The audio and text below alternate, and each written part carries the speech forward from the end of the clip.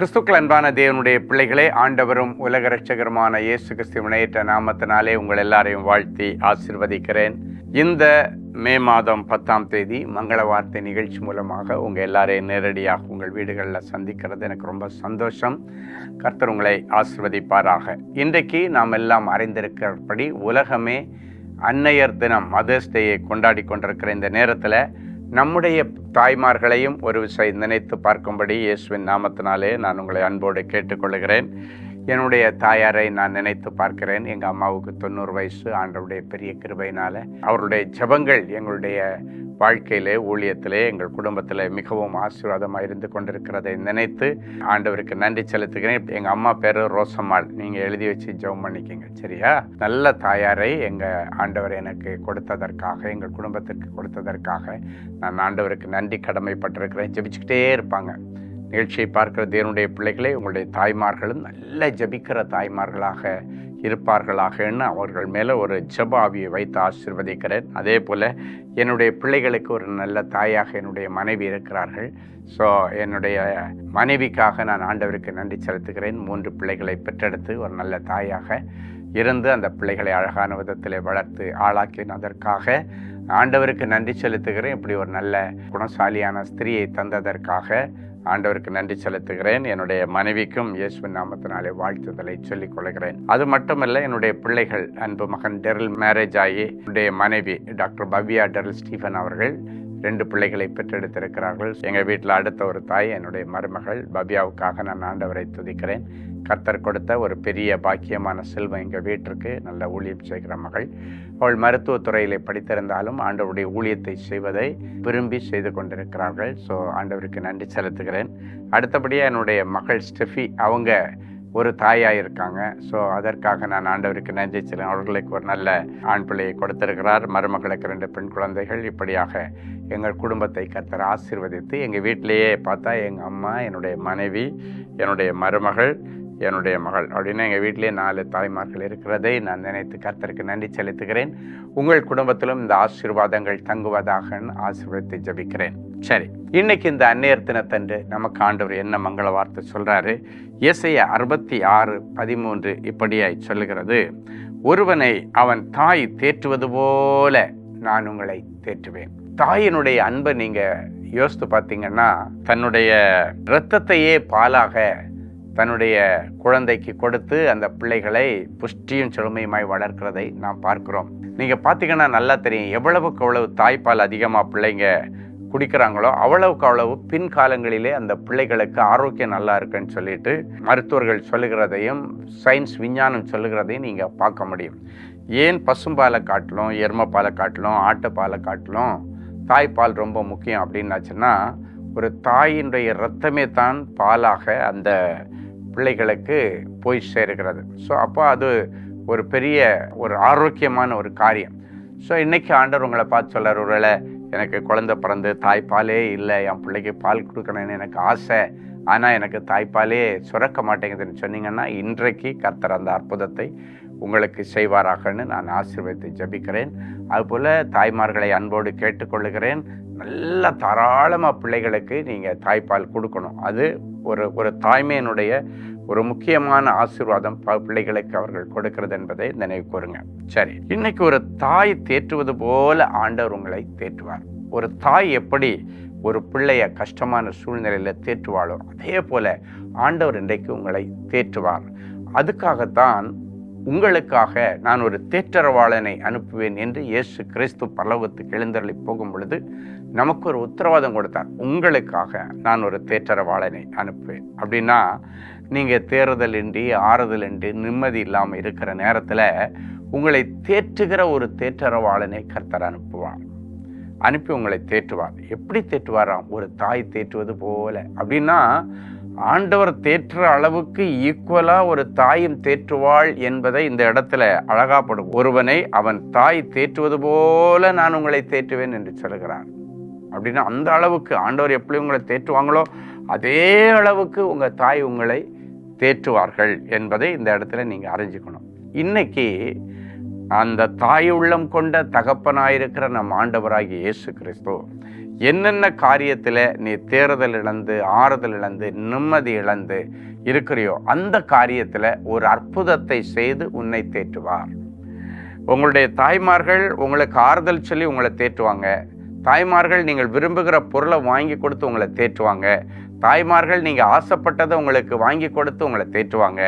தாய்மார்களே எப்படி தேற்றுறாங்கன்னா, நம்முடைய தாய் உள்ளம் கொண்ட தகப்பனாகிய இயேசு கிறிஸ்து இன்னைக்கு என்னென்ன காரியங்களை நீங்கள் எதிர்பார்த்திருக்கிறீர்களோ அத்தனையும் இன்றைக்கு உங்களுக்கு கொடுத்து உங்களை தேத்தி எடுப்பேன்னு ஆண்டவர் சொல்கிறார். தேறுதல் இல்லாமல், ஒருவேளை கடந்த நாட்களில் நீங்கள் ரொம்ப நேசித்த யாரோ ஒருவரை இழந்திருக்கலாம். அவங்களுடைய மரணம் உங்களுக்கு பெரிய துக்கத்தை கொடுத்துருக்கலாம். அதனால் இன்னும் தேறுதல் இல்லாமல், ஆறுதல் இல்லாமல், இன்னும் அதிலேருந்து தேறி வர முடியாமல் நீங்கள் இருந்தீங்கன்னா, இன்றைக்கி அந்த காரியத்தில் ஆண்டவர் ஒரு அற்புதத்தை செய்து உங்களை தைரியப்படுத்தி தேற்றி நான் உனக்கு துணை நிற்கிறேன் என்று சொல்லி ஆண்டவர் ஒரு அற்புதத்தை செய்வாராக. சகலவித ஆறுதலின் தேவன் அப்படிப்பட்ட பிள்ளைகளுக்கு ஆறுதலையும் தேறுதலையும் கொடுப்பாராக நான் ஆசீர்வதிக்கிறேன். தேற்றரவில்லாமல் இருக்கிற தேவனுடைய பிள்ளைகளே, யாருடைய இழப்பு உங்களை ரொம்ப வேதனைப்படுத்திச்சோ அதிலிருந்து உங்களை மீண்டு வெளியே கொண்டு வருவதற்கு சில நல்ல காரியங்களை, சுப காரியங்களை உங்கள் குடும்பத்தில் செய்யும்படி கர்த்தர் இன்றைக்கு ஆசையோடு இருக்கிறார். அதை கண்டிப்பாக செய்வார். நீங்கள் எந்தெந்த காரியத்தை எதிர்பார்த்து தேவ சமூகத்தில் இன்னைக்கு இது நடக்கலை அது நடக்கலைன்னு யோசித்துட்டு இருக்கிறீங்களோ அந்த காரியங்களை கர்த்தரிடத்தில் ஒப்புவித்து அவர் மேல் நம்பிக்கையா இருங்க. அவரே காரியங்களை வாய்க்கை செய்கிறவரும் உங்களை ஆறுதல் படுத்தி தேற்றுகிறவராகவும் இருக்கிறார். ஒருவேளை உன்னுடைய கற்பம் அடைக்கப்பட்டிருக்கிறது, அதனால உங்கள் முழு குடும்பமும், புருஷன் வீட்டு குடும்பமும் மனைவி வீட்டு குடும்பமும் 2 குடும்பமும் ஆறுதல் இல்லாமல் இருக்குன்னா, இன்னைக்கு உன்னுடைய மகளுக்கு ஆசீர்வாதமான பிள்ளை செல்வத்தை தங்க பண்ணி அதன் நிமித்தம் உங்களை தேற்றுவார். செயல் வடிவிலே தேற்றுகிற தேவனை இன்றைக்கு நீங்கள் ருசி பார்ப்பீர்கள். ஒரு நல்ல சாட்சியை கேட்போம். பிரதர் சாலமோன், கர்த்தருக்கு ஸ்தோத்திரம். என்னுடைய அம்மா பெயர் பிரிசில்லா. அவர்கள் எனக்கு நெஞ்சு வலியாக இருக்கிறது, மருத்துவமனைக்கு அழைத்து செல்லுங்கள் என்று சொன்னார்கள். நாங்கள் மதுரையில் உள்ள ஒரு பிரசித்தி பெற்ற மருத்துவமனைக்கு அழைத்து சென்றோம். மருத்துவர் பரிசோதனை செய்து பார்த்துவிட்டு அவர்களுக்கு நெஞ்சுவலி ஏற்பட்டிருக்கிறதை உறுதி செய்து உடனே அவருடைய ஹார்ட்டில் 2 ஸ்டெண்ட் வைக்க வேண்டும் என்று சொன்னார்கள். அதற்கான ஏற்பாடுகளை செய்தார்கள். என்னுடைய அம்மாவுக்கு முன்பாக ஸ்டெண்ட் வைக்க சென்றவர்கள் எல்லாம் சில நிமிடங்களில் போய் அந்த ஃபார்மாலிட்டிஸ் முடித்து வெளியே வந்தார்கள். ஆனால் என்னுடைய அம்மாவிற்கு மட்டும் அதிக நேரம் ஆகியும் வெளியே வரவில்லை. அந்த நேரத்தில் மருத்துவர் என்னிடம், உங்களுடைய அம்மாவுக்கு கிரிட்டிக்கல் சிச்சுவேஷன் ஏற்பட்டுள்ளது, 15 நிமிடங்களாக அவர்களுடைய ஹார்ட் ஃபங்க்ஷன் ஆகலை, அதனால் எங்களால் எதுவும் இப்போதைக்கு சொல்ல முடியாது என்று சொல்லி அவர்களை 24 மணி நேரம் அப்சர்வேஷனில் வைத்துள்ளோம் என்று சொல்லி கையெழுத்து வாங்கினார்கள். அந்த நேரத்தில் நான் தேவனின் அன்பு ஊழியங்களின் 24 மணி நேர சென்னை தொலைபேசி ஜபகோபுரத்தை தொடர்பு கொண்டு ஜபிக்க கேட்டுக்கொண்டேன். ஜப ஊழியர் அவர்கள் மிகவும் பாரப்பட்டு ஜபித்தார்கள். அது மட்டுமல்ல, அந்த நேரத்தில் அம்மாவுக்கு பரிபூர்ண சுகம் கிடைத்தால் அன்பரின் பாதத்தில் ஒரு நாள் கூட்டத்திற்கு வருகிற அத்தனை ஜனங்களுக்கும் உரிய ஆகாரத்திற்கு ஃபுட் ஸ்பான்சர் 1 மாதம் நாங்கள் செய்வோம் என்று நான் ஒரு பொருத்தனையும் செய்து கொண்டேன். கர்த்தர் அந்த ஜெபத்தையும் பொருத்தனையும் கேட்டு அம்மாவுக்கு பரிபூர்ண சுகத்தை கொடுத்தார். எனவே கர்த்தர் செய்த இந்த மகா பெரிய அற்புதத்திற்காக நான் ஏறெடுத்த பொருத்தனையை இப்பொழுது செலுத்துகிறேன். நல்ல கவனிங்க. ஹார்ட்டு 15 நிமிஷம் நின்று போச்சு, கையெழுத்தெல்லாம் வாங்கிட்டாங்க. அந்த நேரத்தில் 2 காரியம். ஒன்று ப்ரேயர், இன்னொன்று அன்பரின் பாதத்தில் வருகிற ஜனங்களுக்கு ஆகாரம் கொடுக்குறன்ற ஒரு பொருத்தனை. இந்த 2 ஆண்டவர் கேட்டு டக்குன்னு அவங்க, உங்களுக்கு தெரியும், ஹார்ட்டை நின்று போனவங்களுக்கு அவங்க சில முயற்சிகள் எடுப்பார்கள், அதை கர்த்தர் வாய்க்க பண்ணினார். 15 நிமிஷம் நின்னதுக்கு பிறகு அந்த ஹார்ட்டு மறுபடியும் ஸ்டார்ட் ஆகி அழகாக அம்மாவுக்கு ஒரு ஸ்டெண்ட் வச்சு பத்திரமாக 2 ஸ்டெண்ட் சொன்னாங்க, கடைசியாக ஒரே ஸ்டெண்ட் போதுன்னு சொல்லி ஆரோக்கியமாக வெளியே கொண்டு வந்தாங்க. அம்மாவுடைய ஃபோட்டோ இப்பொழுது உங்களுக்கு போடப்பட்டிருக்கிறது. உங்களுக்கு சாட்சிக்காக அம்மா கேட்டுக்கிட்டாங்க, நீங்கள் அன்பரின் பாதத்தில் இந்த சாட்சியை போடணும்னு. எனவே ஆண்டவருடைய நாம மகிமைக்காக இந்த சாட்சியை நாங்கள் போடுறோம். இந்த இடத்துல நீங்கள் ஒரு காரியத்தை தெரிந்து கொள்ளணும். ஆபத்து நேரத்தில் ஆண்டவரை நோக்கி நம்ம கூப்பிடும் பொழுது கர்த்தர் மறு உத்தரவு அருளுவார். சில நேரங்களில் சில காரியங்களுக்கு இந்த பொருத்தனை ஜெபம் ரொம்ப எஃபெக்டிவாக இருக்கும். சொல்லுவாங்க, எனக்கு இந்த மாதிரி பிரச்சனை இருக்குது, ஆண்டவர் இந்த காரியத்தை செய்து அந்த பொருத்தனை பண்ணும். அப்படி பொருத்தனை ஜெபம் பண்ணி அற்புதங்களை இந்த வாங்கி கொண்ட நிறைய பேரை வேதத்தில் நம்ம பார்த்துருக்கிறோம். நான் ஒரு முறை பொருத்தனையின் ஆசீர்வாதங்கள் ஒரு செய்தியை கொடுத்தேன். பார்த்தீங்கன்னா யாரெல்லாம் ஆண்டவரிடத்தில் பொருத்தனை பண்ணி அற்புதங்களை பெற்றுக்கொண்டாங்க. அதில் அன்னாள் முதற்கொண்டு எப்தா முதற்கொண்டு நிறைய பெரிய பெரிய அற்புதங்கள் நடந்தவருடைய பின்னணியை நம்ம அதில் பார்க்குறோம். ஸோ இன்னைக்கு ஏதாவது ஒரு காரியத்தில் உங்களுக்கு ரொம்ப நாளாக பிரச்சனை இருக்குது, அது எனக்கு தீர்வே இல்லைன்னாச்சுன்னா இப்போ நான் ஜெபம் பண்ண போகிறேன். அந்த நேரத்தில் கர்த்தருக்கு சித்தமானால் நீங்கள் அது பொருத்தனையும் செய்து கொள்ளும்படி உங்களை அன்போடு கேட்டுக்கொள்கிறேன். அது பொருத்தனை நீங்கள் ஆண்டவருக்கு பணம் கொடுக்கறது தான் பொருத்தனைன்னு நீங்கள் எடுத்துக்கொள்ளக்கூடாது. அது ஒரு விதமான பொருத்தனை தான். ஆனால் பொருத்தனைகள் பல விதம் இருக்குது. அதில் ஒன்று, ஆண்டவரே எனக்கு மட்டும் இந்த நேரத்தில் இந்த வியாதியிலேருந்து சுகத்தை கொடுங்க, நான் தொடர்ந்து செய்து கொண்டு வந்திருந்த இந்த பாவத்திலிருந்து நான் வெளியே வந்துடுறேன்னு உங்களுக்கு ஒரு பொருத்தனை கொடுக்குற ஆண்டவரே, நான் இந்த பாவத்திலிருந்து வெளியே வந்துடும், இந்த பாவத்தை நான் விட்டுருவேன் அப்படின்னு ஒரு பொருத்தனை செய்யலாம். அப்படி நிறைய பொருத்தனைகள் இருக்கிறது. ஆண்டவரே எனக்கு இந்த காரியத்தை நீங்கள் பண்ணி கொடுங்க, எனக்கு பிள்ளைக்கு கல்யாணத்தை பண்ணி வைங்க, கல்யாணம் பண்ண வசதி இல்லாத ஒருத்தங்களுக்கு நான் கல்யாணம் பண்ணுறதுக்கு ஏதாவது உதவி செய்கிறேன், இல்லைன்னா என் பிள்ளைக்கு ஒரு நல்ல கவர்மெண்ட் உத்தியோகத்தை கொடுத்துருங்க, இல்லைன்னா என் பிள்ளைய இந்த சப்ஜெக்டில் பாஸ் பண்ண வைங்க, படிக்க முடியாத ஏழை பிள்ளைகளுக்கு ஃபீஸ் கட்டுவதற்கு நான் என்னால் முடிஞ்ச உதவியை செய்கிறேன். இதெல்லாம் தான் பொருத்தனைகள். ஸோ ஆண்டவருக்கு ஊழியத்துக்கு கொடுக்கறதுக்கு பணம் கொடுக்கறது மட்டுமல்ல பொருத்தனைகள். இந்த சிறியவரில் யாருக்கு எதை செய்தாலும் எனக்கே செய்கிறீர்கள் என்று சொன்ன அந்த ஆண்டவர் இப்படிப்பட்ட நல்ல பொருத்தனைகள் மற்றவர்களுக்கு ஆசீர்வாதமாக இருக்கும்படிக்கு நீங்கள் செய்யும் பொழுது ஆண்டவர் உங்கள் மேலே மனதுருகி தாய் தேற்றுவது போல தேற்றி உங்கள் ஒவ்வொருவருக்கும் ஒரு அற்புதத்தை செய்வார். சரி, ஜெபிக்கலாமா? அன்பான ஆண்டவரே, உமக்கு நன்றி. ஒருவனை அவன் தாய் தேற்றுவது போல நான் தேற்றுவேன் என்று சொன்ன தேவனே, இப்பொழுதும் ஒரு தாயினுடைய அன்பை நாங்கள் டெய்லி எங்களுடைய வாழ்க்கையில் ருசிக்கிறோம். அதே நேரத்தில் அந்த தாயே தந்த என் ஆண்டவருடைய அன்பு எவ்வளவு அதிகமாக இருக்கும் என்பதை நினைத்து உம்மை துதிக்கிறோம், ஸ்தோத்தரிக்கிறோம், உமக்கு நன்றி செலுத்துகிறோம். ஆண்டவரே, எங்கள் இந்த நிகழ்ச்சியை பார்க்கிற ஒவ்வொரு குடும்பத்தில் உள்ள தாய்மார்களை நீர் நினைத்தரலும், அவருடைய தியாகத்தை கர்த்தர் நினைத்தரலும். அந்த தாய்மார்களுக்கு அவங்க வீட்டில் கனம் கிடைப்பதாக நான் ஆசீர்வதித்து ஜெபிக்கிறேன், மதிப்பு மரியாதையும் கிடைப்பதாக நான் ஆசீர்வதித்து ஜெபிக்கிறேன். அவர்களுடைய உணர்வுகளுக்கும் உணர்ச்சிகளுக்கும் மதிப்பு மரியாதை கிடைப்பதாக நான் ஆசீர்வதித்து ஜெபிக்கிறேன். ஒரு தாய் என்று சொல்லக்கூடியவள் பிள்ளையை பெற்றுக் கொடுக்கிற ஒரு மிஷனாக பார்க்காமல் அவளுக்கும் உணர்வுகளும் உணர்ச்சிகளும் இருக்கிறது என்பதை அந்த குடும்பம் உணர்ந்து செயல்பட கர்த்தர் உதவி செய்யும். அதே போல அந்த குடும்பத்தில் உள்ள பெற்றோர்களும், அதே போல் அந்த குடும்பத்தில் உள்ள பிள்ளைகளும் தன்னுடைய தாயை எல்லா காலங்களிலும் கனப்படுத்தும்படி கர்த்தர் அனுக்கிரகம் பண்ணும். தடைகளை உடைச்சி அதிசயங்களையும் அற்புதங்களையும் நீர் காண பண்ணுகிறதற்காக உமக்கு நன்றி செலுத்துகிறோம். ஆண்டவரே, இந்த நிகழ்ச்சியை பார்க்கிற ஒவ்வொரு தாய்மார்களுக்கும் கர்த்தர் தீர்க்காயுசை தருவீராக. அவருடைய மன விருப்பத்தின்படி அவங்க பிள்ளைகளுக்கு திருமணங்கள் நிறைவேறட்டும். அந்த தாய்மார்களுடைய மன விருப்பத்தை நிறைவேற்றும்படிக்கு அவருடைய பிள்ளைகளுக்கு கற்பங்கள் திறக்கப்படட்டும். இந்த தாய்மார்களுடைய இருதயத்தின் விருப்பத்தை நிறைவேற்றும்படிக்கு ஆண்டவரே, அவங்க பிள்ளைகளுக்கு அரசாங்க உத்தியோகம், நிரந்தர வேலை, வருமானம் கிடைக்கட்டும். இந்த தாய்மார்களுக்கு மன திருப்தியை கொடுக்கும்படிக்கு அவங்க பிள்ளைகளுக்கு தெய்வீக சுகமும் ஆரோக்கியமும் சொந்த வீடு வாசலும் கொடுத்து அவர்களை நீர் ஆசீர்வதிப்பீராக. பிள்ளைகள் நல்லா இருக்கிறத இந்த தாய்மார்கள் கண்டு கர்த்தருக்குள்ள களி கூர்ந்து நீடிய ஆயுசோடு வாழும்படிக்கு நிறைஞ்ச மனசுல பிள்ளைகளை ஆசீர்வதித்து ஜெபிக்கிறேன். கர்த்தர் அதிசயத்தை விளங்க பண்ணும். இன்றைக்கு பிறந்த நாள், திருமண நாளை நினைவு கூறுகிற பிள்ளைகளை ஒரு விசை கர்த்தர் கண்ணோக்கி பாரும். உச்சிதமான கோதுமையினாலே அவர்களை போஷிப்பார்.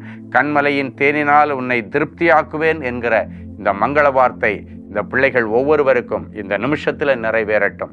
அது மட்டுமல்ல ஆண்டவரே, இந்த ப்ரோக்ராம் முடிஞ்ச உடனடியாக ஆண்டவரே, இந்த அன்னையர்களுடைய அன்பை பற்றி என்னுடைய மனைவி எழுதின ஆண்டவரே, என்னுடைய மகன் பாடியிருக்கிற அந்த பாடல்களை இப்பொழுது நாங்கள் ஒளிபரப்ப போகிறோம், இதோட அட்டாச் பண்ணி போட போகிறோம். அதை கேட்கிற ஒவ்வொரு பிள்ளைகளுடைய இருதயமும் அந்த தாயை தந்த ஆண்டவரை துதிக்க, மகிமைப்படுத்த, தன்னுடைய தாயினுடைய அன்பை இன்றைக்கு ஒரு விசை கூட நினைத்து பார்த்து ஆண்டவருக்கு கோடி நன்றி பலிகளை செலுத்த இந்த அம்மா என்கிற பாடலை இந்த நிகழ்ச்சியை பார்க்கிற ஒவ்வொரு தாய்மார்களுக்காக நாங்கள் அர்ப்பணிக்கிறோம். கர்த்தர் பெரிய காரியங்களை செய்யும். இயேசுவின் மூலம் பிதாவே, ஆமேன், ஆமேன்.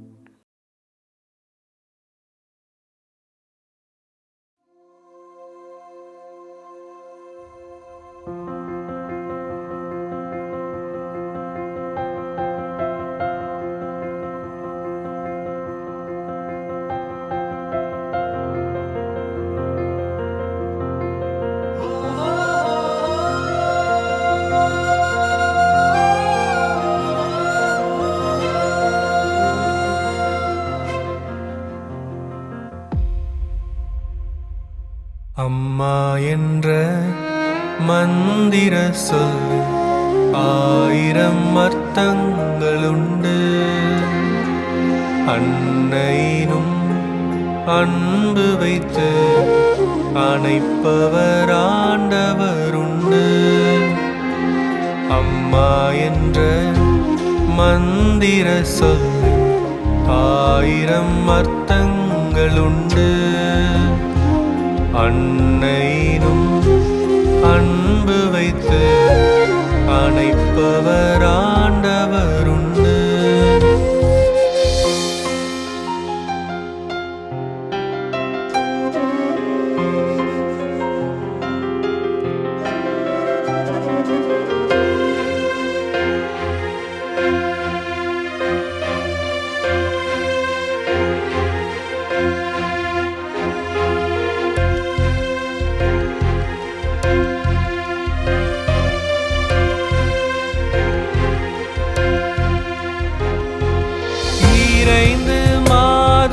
கருவறையில் என்னை சுமந்ததும் நீயே அம்மா.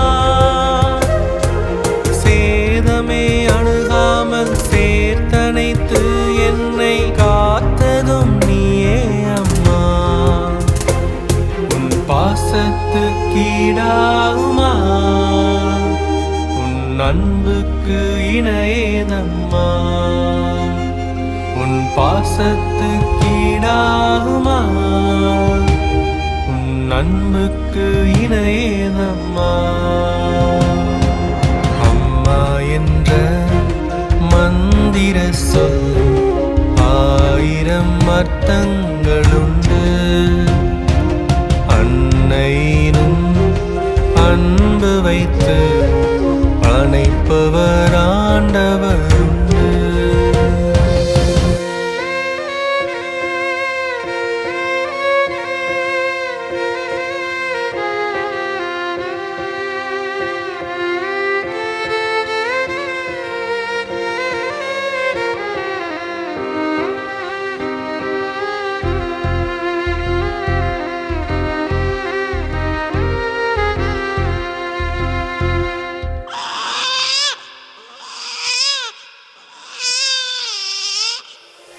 இரத்தத்தை பாலாய் கூட்டியே நித்தம் வளர்த்ததும் நீயே அம்மா.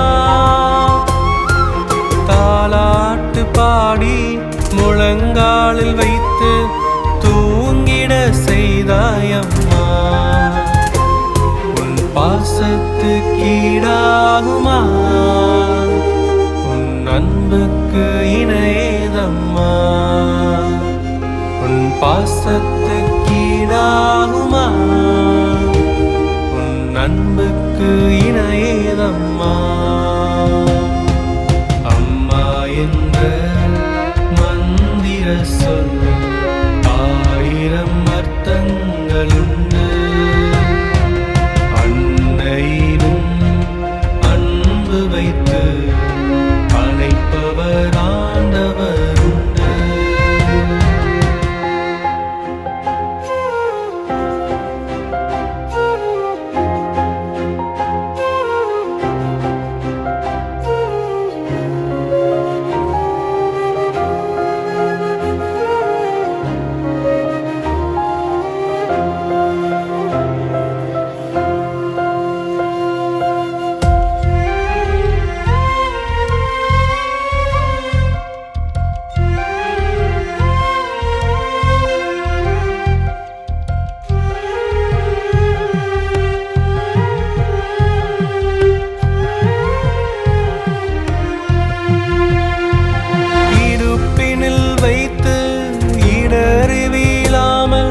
சுமப்பதும் நீயே அம்மா. யார் என்ன சொன்னாலும் ஊர் என்ன சொன்னாலும் சிறந்தவன் நீ என்று சொன்னாயம்மா. உன் பாசத்துக்கீடாகுமா, உன் அன்புக்கு இணையேதம்மா. உன் பாசத்துக்கீடாகுமா, உன் அன்புக்கு இணையேதம்மா. அம்மா அம்மா என்ற மந்திர சொல்லு 1000 அர்த்தங்களுண்டு. அன்னையிலும் அன்பு வைத்து அணைப்பவர் ஆண்டவருண்டு. உலகிற்கு நீங்கள் ஒரு தாய், ஆனால் எங்கள் குடும்பத்திற்கு நீங்கள் தான் உலகம். அம்மா, உங்களுடைய தியாகம் மற்றும் அன்பிற்காக நாங்கள் உங்களுக்கு நன்றி செலுத்துகிறோம்.